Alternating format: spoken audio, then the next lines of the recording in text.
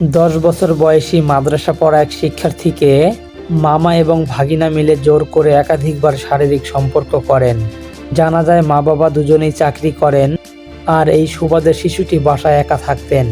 ওর আগে আমার লগে অনেকদিন করছে, পাইন্দা করছে, মুখের মধ্যে পিঞ্জা মাইরা করছে, আমি শিক্ষারও পাতে দিচ্ছে না। কিভাবে এটা তুমি না করো নাই প্রথম দিনে? ও কইছি আমি আর করবো না, এটা আমার সাইডে দাও, আমার ভালো লাগতেছে না। কে কে কে করছে? এই যে এই দুইটা। এই দুজনেই? হ্যাঁ।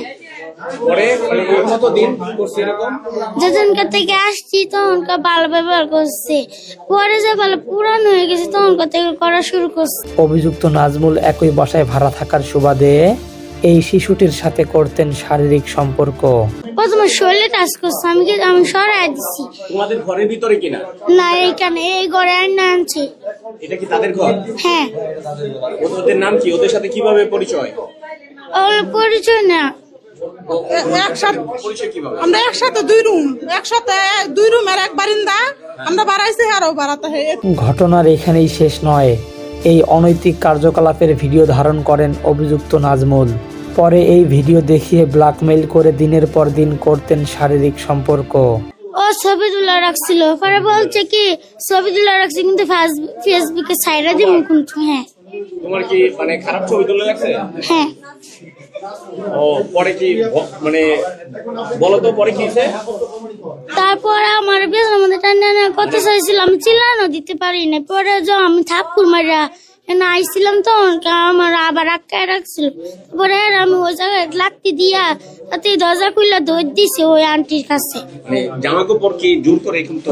হ্যাঁ। বিষয়টি জানাজানি হলে চাঞ্চল্যের সৃষ্টি হয় পুরো এলাকা জুড়ে। শিশুটি জানায়, দিনের পর দিন আমি নির্যাতনের শিকার হয়েছি।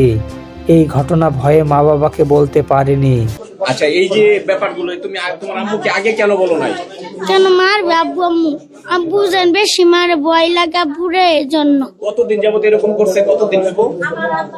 20-30 দিন না আরো বেশি?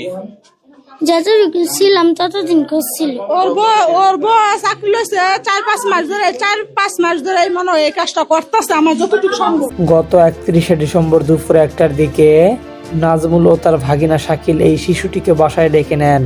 এরপর জোর করে শারীরিক সম্পর্ক করার সময় সেখান থেকে পালিয়ে আসে এই শিশু।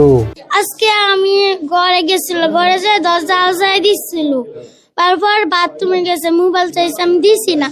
বলছি তোর টাকাটা নিয়ে যা। আমি বলছি টাকা মিলে মানে দেয়া যা। পরে বলছে কি, আমি বলছি তুই ঘরে টাকাটা নিয়ে যা। আমি বলছি আচ্ছা। ওর হ্যাঁ খাইছি, বলতেছে টাকাটা দিয়া কি তুই যে আমার ঠুটু উপর চুম্মা দেস, তারপরে তোর দিম। পরে আমার টাইম মানে বয়তাছে, আমি কিছু করতে চাই না। তারপর আমার বয় কম বলে তোর টাইম না। তার কাছ থেকে হ্যাঁ আমি মজা খাইবার টাকা দিয়ে যাই, এই টাকা নিয়ে হ্যাঁ বিড়ি খাম। এই টাকা আমার মায়ের কাছে। টাকা দিয়ে দাও কেন? তোমাকে ভয় দেখাইছে কোনো? বইলা দিব ওইসব কথা? বিষয়টি বাড়ির মালিক বুঝতে পেরে অভিযুক্ত নাজমুল ও তার ভাগিনা শাকিলকে আটক করেন। ওই ছেলেটা রুম আটকে বসেছিল। সন্ধ্যার সময় ধাক্কা সন্ধ্যার সময় রুম খোলানো হয়েছে। শিশুটির মা জানান, ঘরে স্ত্রী থাকার পরেও নাজমুল আমার মেয়ের সাথে করত শারীরিক সম্পর্ক। বিষয়টাকে ধামাচাপা দেওয়ার জন্য স্থানীয়রা 1 লাখ টাকা দিয়ে মীমাংসা করতে চান।